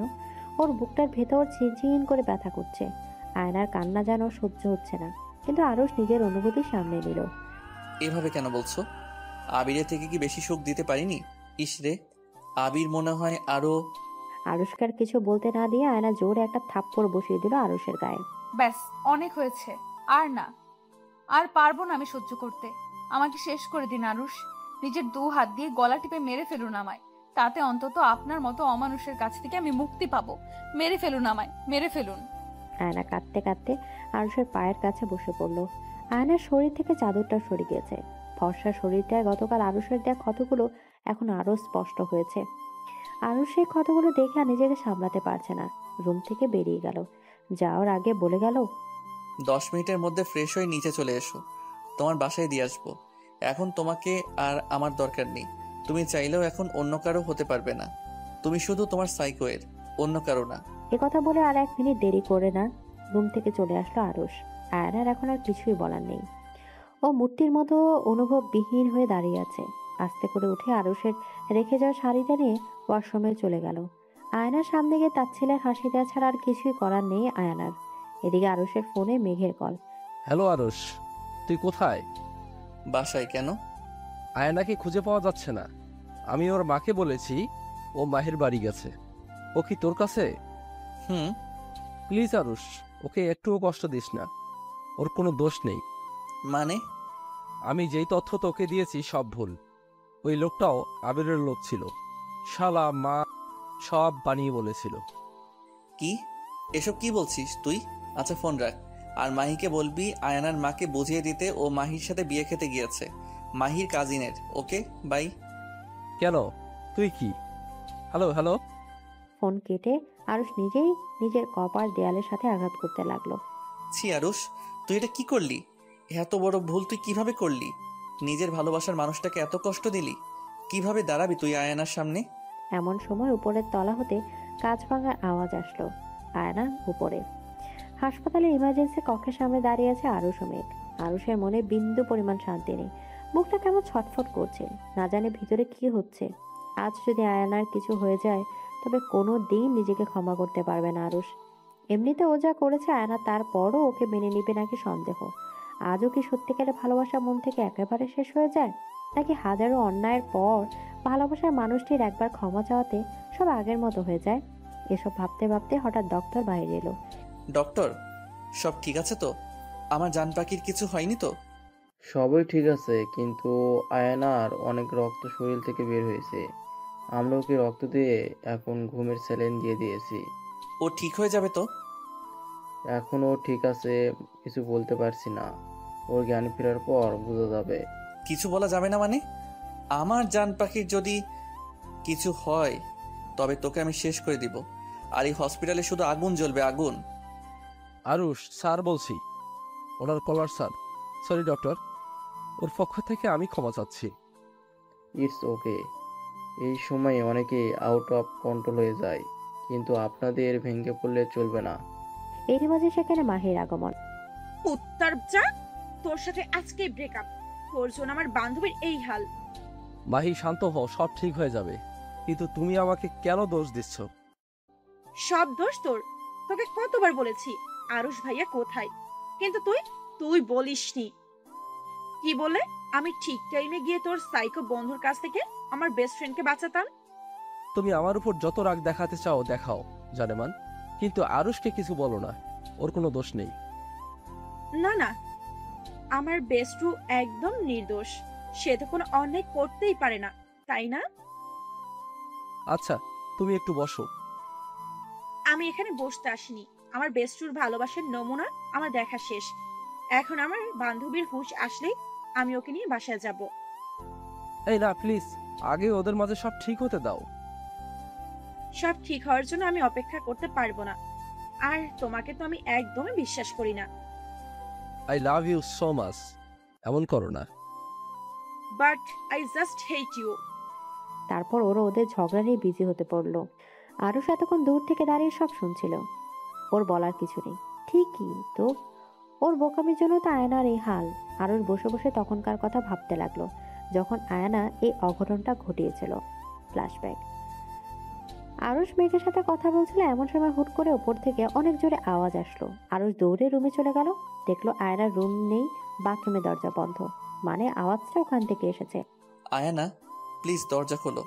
সব দোষ আমার, যত শাস্তি দেওয়ার আমাকে দাও। না, আমি খুলবো না। এই কলঙ্ক নিয়ে আমি বাঁচতে পারবো না। আয়ানা, বোকামি করো না। দোষ আমি করেছি, মরলে আমি মরবো, তুমি উল্টাপাল্টা কিছু করবে না।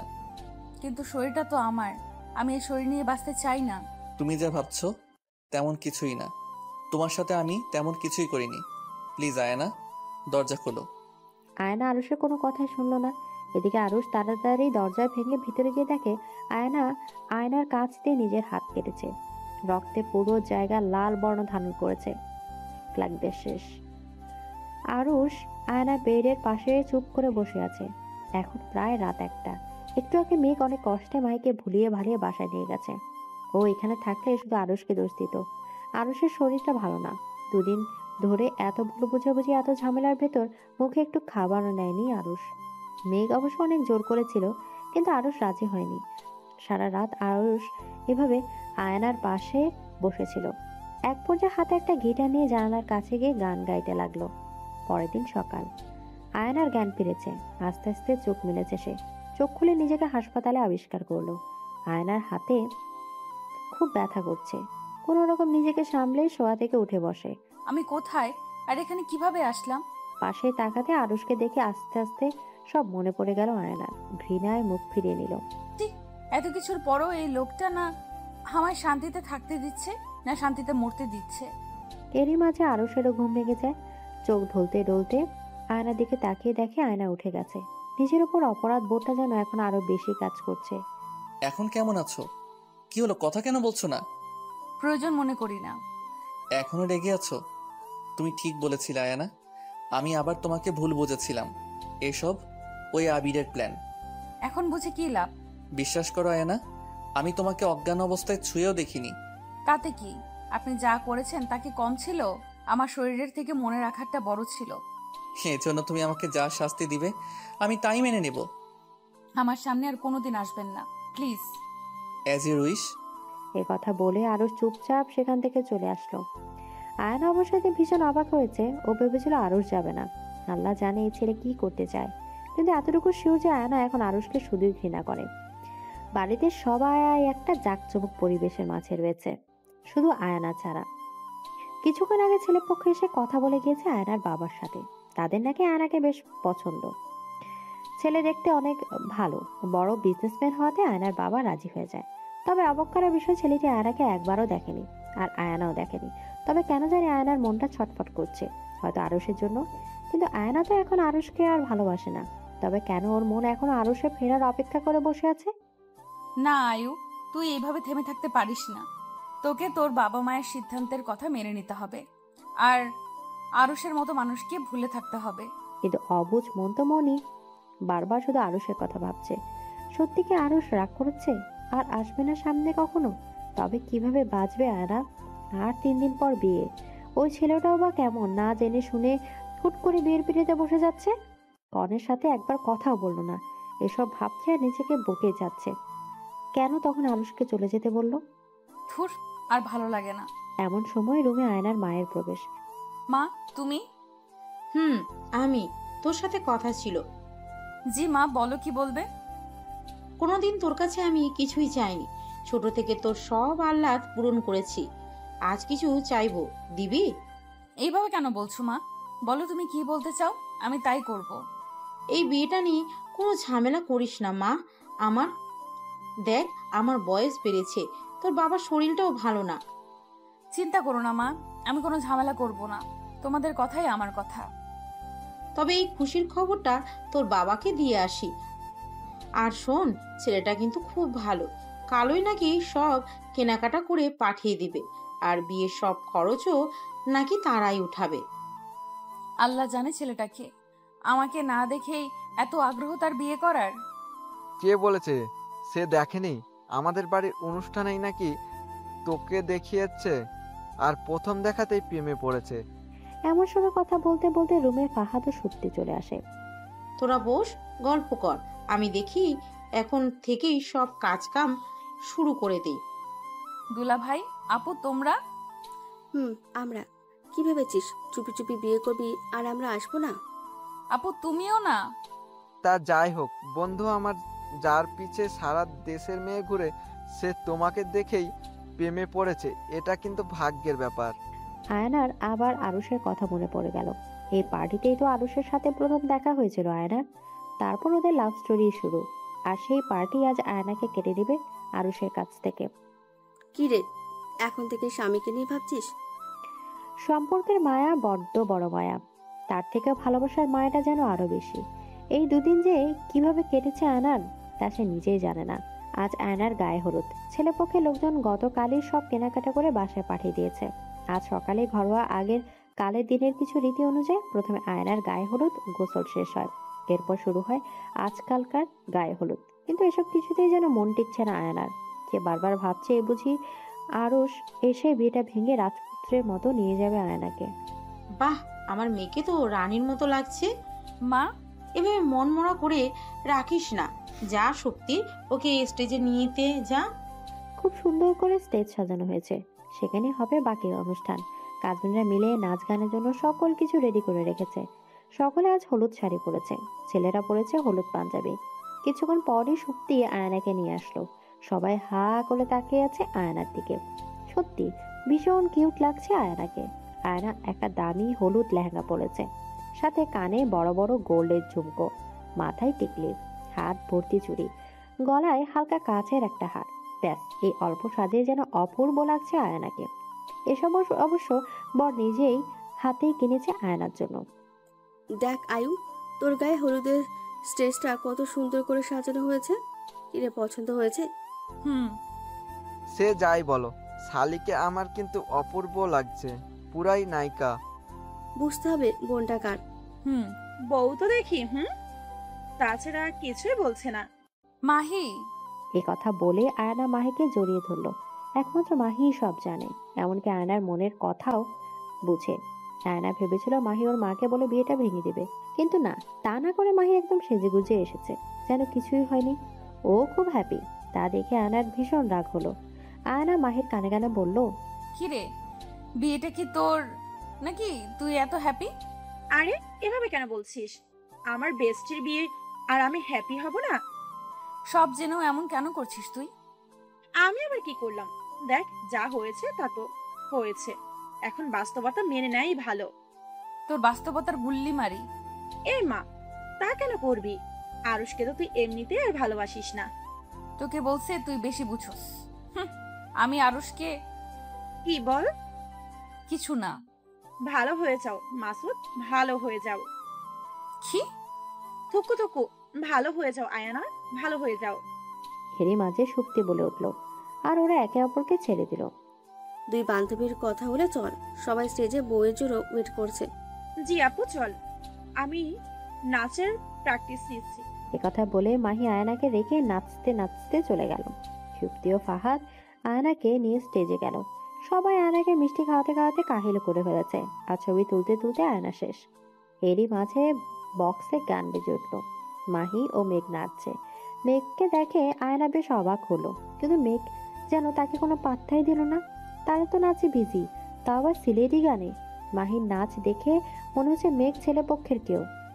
আইলো রে নয়া দামান আসমান এলো তেরা, বিছানা বিছাইয়া দিল শাহি ধানের ছিঁড়া, ও দামান গো ও দামন গো।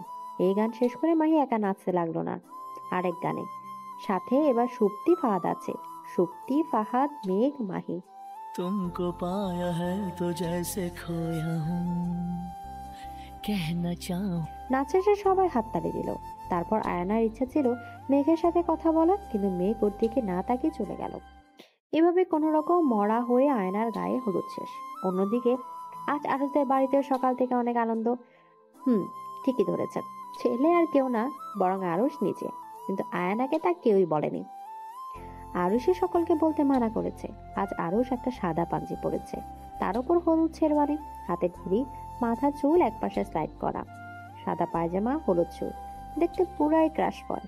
আরুষের বাড়িটা বিশাল, বাগান হতে শুরু করে সুইমিং পুল সব আছে, আর সবকিছুই হলুদ ফুল দিয়ে সাজানো। অসম্ভব সুন্দর লাগছে বাড়িটা। সাংবাদিকরা তো আরুষের এমন হঠাৎ বিয়ে নিয়ে প্রশ্ন করে একদম জ্বালিয়ে খেয়েছে। সবাই আরুষের হবু বউকে দেখতে চায়, কিন্তু আরুষ বলেছে একমাত্র বৌভাতের দিনই সে তার বউকে সবার সামনে আনবে। কারো যেন তরিস হয়েছে না। দেশের নাম করা একজন সফল ব্যবসায়ীর বিয়ে ও বৌভাত নিয়ে সবার খুব আগ্রহ। কাল এটাই হবে ব্রেকিং নিউজ। অনেক মেয়েরা তো হিংসায় শেষ যে কে এত সৌভাগ্য নিয়ে জন্মেছে যে সকল মেয়ের ক্রাশের ওয়াইফ। আরুষের বাবা ও সৎ মা এসেছে এই অনুষ্ঠানে। তারা নাকি আবার কালই চলে যাবে। এসবের প্রতি তাদের ইন্টারেস্ট নেই। এসেছে শুধু মিডিয়ার লোকের সামনে ক্যামেরাতে নিজেদের দেখাতে। কিন্তু আবির আসেনি। আসবে বা কি করে? আরুষ তো আবিরকে মেরে কোমায় পাঠিয়ে দিয়েছে। তা অবশ্য এখনো কেউ জানে না। মেঘ ও আরুষের ফ্রেন্ডসরা খুব এনজয় করছে অনুষ্ঠানটা। সবাই হলুদ পাঞ্জাবি, সকলের বউ জিফরা হলুদ শাড়ি, সকলের জামা কাপড় আরুষ কিনে দিয়েছে। এরকম খুশির দিন বলে কথা। মাম্মা, তোর বউকে দেখে আসলাম। আমাকে ছবি দেখা প্লিজ। আহা, আর একটা দিনও যেন তর সইছে না। ধুর, দেখা তো। বাহ, খুব সুন্দর লাগছে তোকে। যাই বলিস, বেচারি এখনো তোর আশায় বসে আছে, মুখে একটুও হাসি নেই। জানি তো, কিন্তু কথায় আছে সবুর কা ফল মিঠা হতা হ্যায়। ও তো জানেই না যে ওর বিয়ে তোর সাথে হচ্ছে। তোকে দেখে কিছু বলেনি? বলতে চেয়েছিল, আমি দেখেও না দেখার ভাব নিয়ে চলে এসেছি। ভালো করেছিস। যা, এবার একটু নাচ গান কর গিয়ে, আমি বসে বসে দেখি। Yes boss. তারপর সবাই মিলে নাচতে লাগলো। আর হ্যাঁ, মেঘের সাথে কিন্তু মাহিও আছে। मेहंदी है रचने वाली, हाथों में गहरी लाली।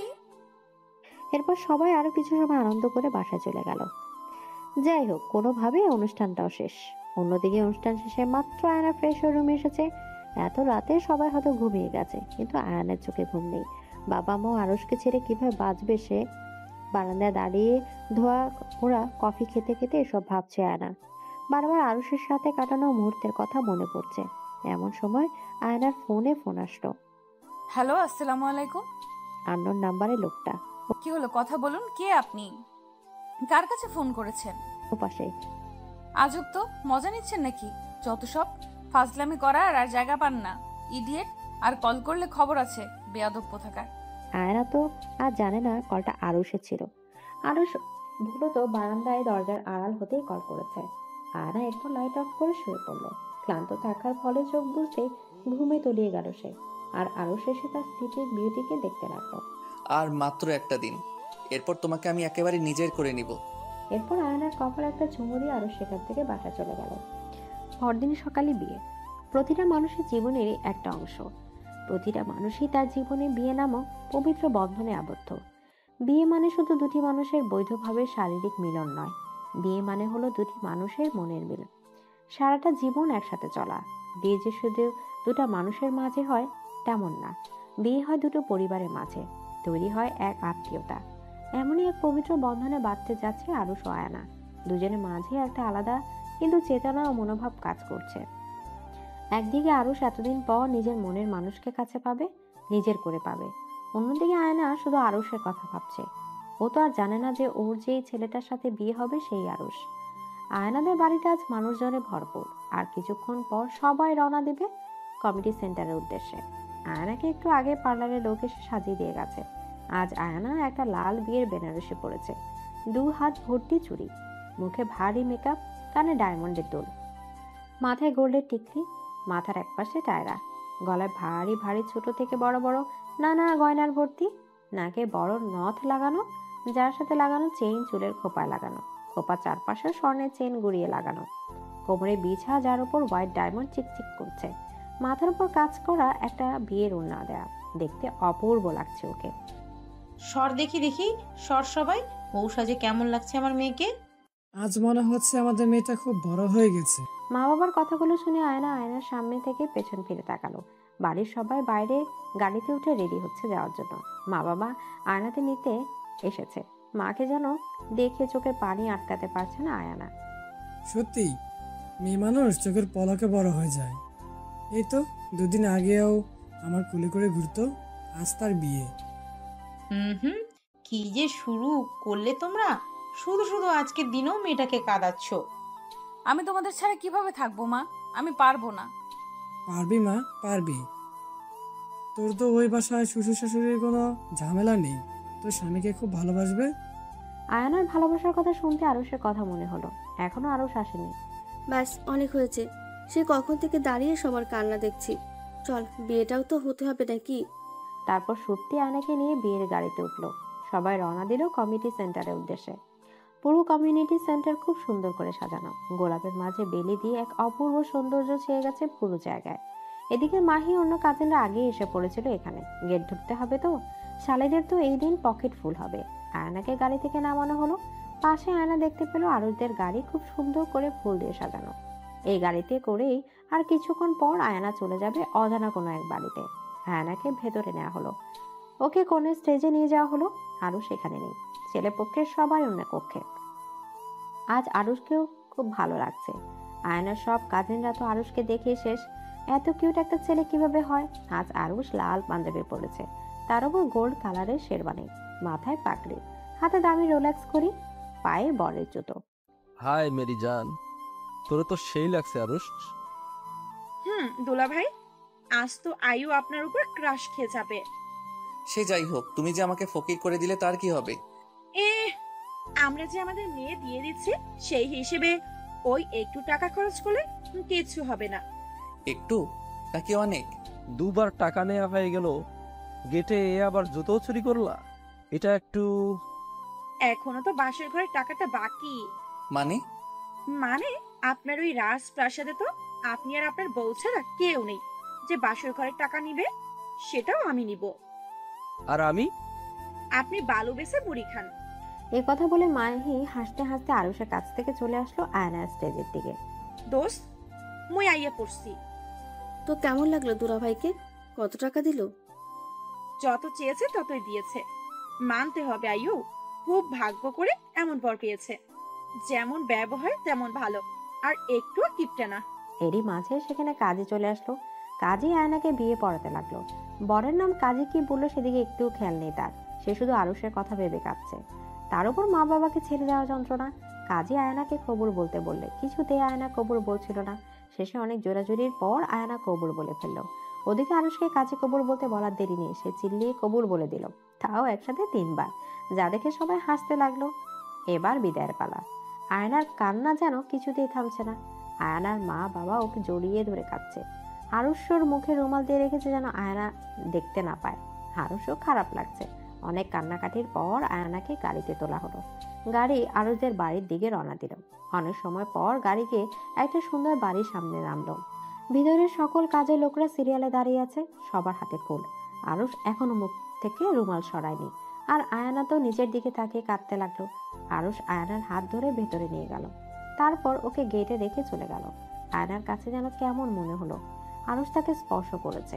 যাই হোক, কিছু সময় পর একজন বয়স্ক মহিলা কাজের লোক আয়নাকে আরুষের রুমে নিয়ে গেল, আর অনেক নিয়ম নীতি বুঝিয়ে দিল। In the wedding nights room. রাত 12:30। আয়না খাটের মাঝে বসে আছে। রুমটা খুব সুন্দর করে সাজানো। খাটে 4-5টা গোলাপের ঘ্রাণে মোমো করছে। আয়না নীরবে চোখের পানি ফেলছে। একটা জানালা খোলা ছিল, সেখান দিয়ে চাঁদ দেখা যাচ্ছে। আজ তো তোমার আমার একসাথে চাঁদ দেখার কথা ছিল আরুষ। এমন সময় দরজার আওয়াজ আসতে আয়না চুপ করে বসে রইল। আরুষও যেন কেমন লাগছে। রুমে ঢুকতে আয়না তাকে সালাম করে আবার আগের জায়গায় বসে পড়লো আর কাঁদতে কাঁদতে বলল, দয়া করে আমায় ছুবেন না। আমি আপনাকে কখনো স্বামী মানব না। আমি অন্য একজনকে ভালোবাসি। আর সে আর কিছু বলার আগে আরুষ আয়নাকে জড়িয়ে ধরলো। আয়না এই প্রথম আরুষের চেহারা দেখে পুরাই শকড। আরুষ তুমি? আমি। তবে কি আমার বিয়ে? তোমার বিয়ে আমার সাথে হয়েছে, এই জন্যই মাহি ও বাকিরা এত হ্যাপি। বোকা, কাঁদছো কেন? তুমি কি ভেবেছিলে আমি বুঝি তোমাকে অন্য কারো হতে দিব? কুত্তার বাচ্চা, তুই আমাকে কিছু বলস নাই কেন? জানোস আমি কত কেঁদেছি? আরে থামো, এমন করলে তো আমি চলে যাব। আমি যেতে দিলে তো যাবা। আয়না ও আরুষ এরপর সে বৃদ্ধ মহিলার কথা মতো একসাথে 2 রাকাত নফল নামাজ পড়লো। আয়না গিয়ে শাড়ি বদলে এসেছিল নামাজের সময়। তো সারা রাত কি এভাবেই থাকবো, নাকি আমায় কিছু করতে দিবা? এতদিন পর তোমায় নিজের করে পেয়েছি। আয়না তো আরুষের কথা শুনে লজ্জায় শেষ। আয়না পিছাতে লাগলো আর আরুষ নিজের শেরওয়ানি খুলে আয়নার কাছে একটু একটু করে আসতে লাগলো। আয়না একদম খাটের শেষ প্রান্তে চলে এসেছে। এমন সময় আরুষ আয়নাকে একদম নিজের বুকের সাথে মিশিয়ে নিল। আয়নার গরম নিঃশ্বাস আরুষের বুকে পড়ছে। আরুষ আয়নার কানের দুলগুলো খুলে ফেললো। আস্তে আস্তে সব গয়না খুলে ফেললো। কোমরে হাত দিতে আয়না হালকা কেঁপে উঠলো। আরুষ বিছাটাও খুলে ফেললো। এরপর একটা টান দিয়ে আঁচলটা নিচে ফেলে দিল। রাত যত গভীর হচ্ছে আরুষের স্পর্শ ঠিক ততটা আবেগপ্রবণ হচ্ছে। আয়নার নিঃশ্বাস যেন কয়েক গুণ জোরে জোরে চলছে। কিন্তু আজ আর আয়না আরুষকে বাধা দিবে না, কারণ আজ তাদের সম্পর্কে কোনো ভুল বুঝাবুঝি নেই। শুধু রয়েছে আল্লাহর কালামের দ্বারা দেওয়া পবিত্র সম্পর্ক, ভালোবাসা। অবশেষে এত বাধা বিপত্তি পেরিয়ে দুটো ভালোবাসার মানুষের মিলন হলো। পরের দিন সকাল। আজ একটু দেরি করে ঘুম ভেঙেছে আয়নার। জানালার গ্লাস ভেদ করে সূর্যের আলোর কিছুটা রশ্মি ভিতরে আসছে। পাখির কিচিরমিচিরে ডাক যেন আরো মুগ্ধকর।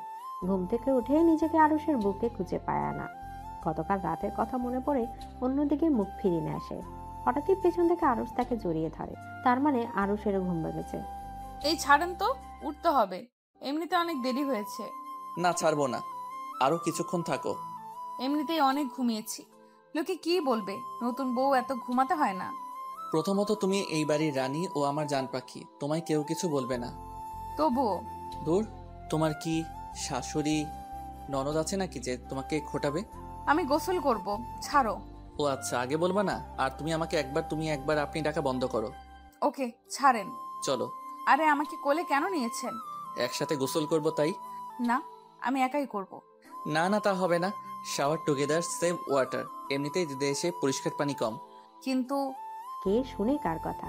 শেষে আরুষি জোর করে ওকে নিয়ে একসাথে চলে গেল গোসল করতে। বেরিয়ে আরুষ দেখে আয়না শাড়ি পেঁচিয়ে বসে আছে। এইভাবে শাড়ি কেন পরছো? শাড়ি পরতে পারি না তাই। দাও আমি পরিয়ে দিই। আরুষ খুব সুন্দর করে আয়নাকে শাড়ি পরিয়ে দিল। আপনি এত ভালো করে শাড়ি কি করে পরালেন? কেন? বিয়ের আগে কাউকে পরাইছেন নাকি? আরে না, আসলে আমি একজন ফ্যাশন ডিজাইনার, তার উপর অনেক সময় আমি নিজেই মূর্তিকে শাড়ি পরাই। ও আচ্ছা, এখন চলেন, খাবো। চলো। তারপর ওরা নিচে চলে গেল নাস্তা করতে। গিয়ে দেখে সবাই রেডি করে রেখেছে সব। সেখানে গিয়ে আরো জেদ ধরে বসে থাকে খাইয়ে দিতে হবে। তারপর দুজন খাওয়া শেষ করে বাড়ির চারপাশ ঘুরে দেখতে বের হয়। আরুষের বাড়িটা খুব সুন্দর। বাড়ির চারপাশে গোলাপ ও বেলি ফুল দিয়ে সাজানো। এখনো যে বিয়ের অনুষ্ঠান শেষ হয়নি। বাড়ির বাইরে একটা গেস্ট হাউস আছে, তার পাশে বড় একটা সুইমিং পুল। বাড়ির পিছে একটা ছোট্ট বাগান। তোমার হাত দুটো দেখি। এই নাও। এটা কি করলেন? এই হাতের বালা দুটি আমার মায়ের। তার শেষ ইচ্ছা ছিল তার বৌমাকে এগুলো দেয়া। আমার জন্য সে তো সবচেয়ে বড় গিফট অনেক আগেই রেখে গেছে, সেটা হলো তুমি। এই বালা দুটিকে তোমার বাসর রাতের গিফট হিসেবেও ধরতে পারো। থ্যাঙ্কস। তারপর ওরা আরো কিছু সময় গল্প করে চলে আসলো রুমে। দুপুরবেলা আর কিছুক্ষণ পর ওরা গাড়িতে করে বৌভাতের জন্য রওনা দেবে। আরুষ ওদের সাথে বাড়ির বয়স্ক মহিলাকেও নিতে চায়। সে তখন থেকে কাজ করে যখন আরুষের মা বেঁচে ছিল। আয়ানা, রেডি হয়েছো? এই তো হয়ে গেছে। শোনো, আমাদের সাথে খালাও যাবে। কোন খালা? ওই যে তোমাকে রাতে আমার রুমে নিয়ে এসেছিল। ও আচ্ছা, সমস্যা নেই। তারপর ওরা রিসেপশনের জায়গায় রওনা দিল। আয়না তো খুব হ্যাপি নিজের বাসায় যাবে বলে। আজকে ফেরা নাই ওরই। আজ আয়না একটা নেভি ব্লু কালারের গাউন পরেছে, কানে বড় বড় ইয়াররিংস, মাথার এক পাশে টায়রা, হাতে ব্রেসলেট, চুলগুলো খোপা করা, একদম একদিনে বিজনেসম্যানের ওয়াইফ হয়ে গিয়েছে। আরুষ পরেছে সাদা শার্ট, তার উপর নেভি ব্লু কালারের ব্লেজার, কালো প্যান্ট, হাতে ঘড়ি, পায়ে সাদা শু, চুলগুলো একপাশে স্লাইড করা। একদম পারফেক্ট কাপড় লাগছে দুজনকে রিসেপশনের মধ্যে। খুব সুন্দর করে জায়গাটা সাজানো হয়েছে। আরুষ ও আয়না একসাথে ঢুকতে সবাই জোরে হাততালি দিয়ে উঠলো। আয়নার মা তো মেয়েকে এত হ্যাপি দেখে খুশিতে শেষ। তখনই মাইকে মেঘ বলে ওঠে, লেডিস অ্যান্ড জেন্টলম্যান, অবশেষে বর করে চলে এসেছে। সবাই তাদের নতুন জীবনের জন্য শুভেচ্ছা জানান ও পার্টি এনজয় করুন। তখনই সবাই হাততালি দিয়ে উঠলো। আর সাংবাদিকরা তো ওদের ছবি তুলতে তুলতে প্রশ্ন করতে করতে বিরক্ত করে ফেলেছে। শেষে মাহি ও মেঘ এসে সকালকে সরালো। হায় আল্লাহ, আর কিছু সময় এমন হলে আমি মরেই যেতাম। এই জন্যই সেলিব্রিটি বিয়ে করতে হয় না। আহা, বেচারার দোষ কি? বাবারে, এরা সাংবাদিক নাকি অন্য কিছু, একদম জান বের করে দেয়। বাপ দাদা 14 গোষ্ঠীর সব তথ্য নেওয়া শুরু করেছে। যাই হোক, পার্টিটা কিন্তু সেই হয়েছে। তারপর ওরা সবাই খুব ভালোভাবে পার্টি এনজয় করলো। পার্টি শেষে বাসার সবার সাথে আয়না আরুষও। আয়নার বাসায় আসতে আরুষকে সবাই জামাই আদর দেওয়া শুরু করলো। যাই হোক, সারাদিন কেটে গেল এভাবে। রাত হয়েছে। এখন মা আয়নাকে ভালো করে এটা বুঝিয়ে দিল। আয়না অবশ্য এক কান দিয়ে ঢুকেছে আর অন্য কান দিয়ে বের করে দিয়েছে, কারণ আয়নার বাসায় কেউ তার জানে না যে আরুষকে আয়না বিয়ের আগেও চিনত। রাত 12:47। আরুষ খুব কষ্টে সব শালীদের টাকা পয়সা দিয়ে বিদায় করেছে। আয়নার কাজিনরা তো তবু আরুষকে ছাড়ছিল না। যাই হোক, আরুষও ভেতরে ঢুকলো, কিন্তু ঢুকতে না ঢুকতে আরুষ খেলো একটা কুষ্টা খেলো। আয়না ইচ্ছা মতো চকলেট খেয়ে তার খোসা পুরো রুমে ছড়িয়ে রেখেছে। তাতেই পা পড়ে আরুষের অবস্থা। যাই হোক, আরুষ তো রেগে ফায়ার, ভাবছে আয়নাকে মেরে ভূত বানিয়ে দিবে। আয়নার কাছে গিয়ে দেখে আয়না সব শাড়ি গয়না খুলে একটা গেঞ্জি আর স্কার্ট পরে ঘুমিয়ে গেছে। একদম 10 বছরের বাচ্চার মতো লাগছে। এমন ইনোসেন্ট চেহারা দেখে আরুষ সব রাগ পানি হয়ে গেল। আরুষ আর কিছু না বলে আয়নাকে বুকে জড়িয়ে ঘুমিয়ে পড়ল। পরের দিন সকাল ঘুম ভাঙে আরুষ আয়নার হাসি মুখটা দেখে। আয়নাও মিটমিট করে চোখ মেলছে। আজকে দিনটা খুব ভালো যাবে। কেন? ঘুম ভেঙেই আমার পরিটার মুখটা যে দেখলাম। ও, যাই ফ্রেশ হয়ে আসি, ও বাড়ির জন্য রওনা দিতে হবে। একটা জিনিস করার খুব শখ, কিন্তু বাসি মুখে করতে ইচ্ছে করছে না। এই না না, একদমই না। মুয়া। ওয়াক, থু থু, ছি, থুরবাল। বাসি মুখে কিস করছেন কেন? এখন শুধু কিস করছে, এই মুহূর্তে গোসল করতে না গেলে বলো আরো কিছু হয়েছে, যাচ্ছি, যত সব। আয়না ফ্রেশ হতে চলে গেল। আরুষ আয়নার রুমটা ভালো করে দেখছে। এর আগেও তো কতবার এই রুমে এসেছে, কিন্তু প্রতিবারই লুকিয়ে। আর আল্লাহর ইচ্ছে আছে সসম্মানে এসেছে আয়নার জামাই হয়ে। এরই মাঝে আয়না গোসল শেষ করে বাইরে আসলো। ব্লাউজ পেটিকোটের উপর কোনো মতে শাড়ি পেঁচে চুল দিয়ে টপ টপ পানি পড়ছে। আয়নার সামনে দাঁড়িয়ে চুল ঝাড়ছে আয়না। এমন সময় আরুষ পেছন থেকে জড়িয়ে ধরে, পিঠে মুখ গুজে নেয়। এভাবে সামনে এসো না প্লিজ, আমি পাগল হয়ে যাব। এইসব ন্যাকামি আর 1-2 বছর পর আমাকে আর ভালো লাগবে না, তখন অন্য মেয়েদেরকেই ভালো লাগবে। একদম পিটাবো আর এসব বললে। আমার কাছে তুমি সব, আর আমি সারা জীবন তোমার সাইকো লাভার হয়ে থাকবো। আমার যদি কোনোদিন কিছু হয়ে যায় তবে? আয়নাকে আরুষ আর কিছু বলতে না দিয়ে শক্ত করে ওকে জড়িয়ে ধরলো আর কপালে একটা খুব আবেগ দিয়ে চুমু দিল। আমিও মরে যাব। তারপর কিছু সময় দুজনের মাঝে নীরবতা ছিল। পরে তারা স্বাভাবিক হয়ে বাহিরে আসে। After 3 years. সত্যি এই 3টি বছর আরুষ কখনো আয়নাকে কাঁদতে দেয়নি, ভালোবাসা কোনো কমতি রাখেনি। আজ আরুষের মনটা ভীষণ ছটফট করছে। ওটির সামনে দাঁড়িয়ে বারবার আল্লাহকে স্মরণ করছে আরুষ। মেঘ, মাহি ওরা ওকে সান্ত্বনা দিচ্ছে। এখন মেঘ আর মাহিও হাজব্যান্ড ওয়াইফ, কিন্তু আরুষের মনে শান্তি নেই। ভেতরে তার বউ ও বাচ্চা মৃত্যুর সাথে লড়ছে। আয়না যে প্রেগনেন্ট, আজ তার ডেলিভারি। আরুষের বারবার ভেতরে যাওয়ার আগে আয়নার বলা কথা মনে পড়ছে। কেঁদো না জান পাখি, এখনই তোমাকে ডক্টররা নিয়ে যাবে, আর তুমি আর আমাদের সন্তান সুস্থভাবে বের হবে। আরুষ, আমার খুব কষ্ট হচ্ছে। আমার মনে হয় আমি বাঁচবো না। চুপ, একদম চুপ। এই তো আর কিছুক্ষণ, তারপর সব ঠিক হয়ে যাবে। দেখো, আমার কিছু হয়ে গেলে তুমি প্লিজ ভালো থেকো। কিচ্ছু হবে না।